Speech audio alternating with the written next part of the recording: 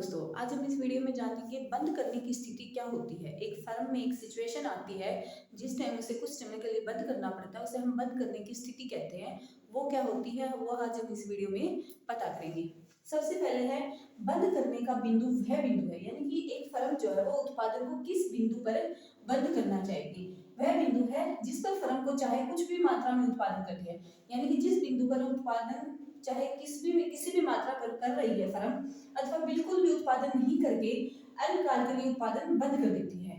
ये वह बिंदु होता है कि फर्म या तो थोड़ा बहुत उत्पादन कर रही होती है या बिल्कुल भी उत्पादन नहीं कर रही है और होती है अल्पकाल में। उस बिंदु पर वो क्या करती है, उसमें उत्पादन बंद कर देती है। एक समान हानि उठानी पड़ती है। एक समान हानि मतलब स्थिर लागतों की उसको हानि उठानी पड़ती है। उत्पादन बंद करने के बाद भी उसको क्या है, स्थिर लागतों की, जो स्थिर साधनों की लागत है वो उठानी पड़ती है। बंद करने पर बिंदु उस स्थिति को प्रकट करता है जिस पर फर्म की बाजार कीमत कम होकर न्यूनतम औसत परिवर्तनशील लागत के बराबर हो जाती है।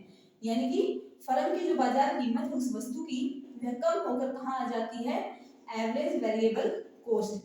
यानी कि इस बिंदु पर जहां सिर्फ उसे क्या है, एवरेज वेरिएबल कॉस्ट के बराबर ही कीमत जो है उससे भी कम मिल रही है।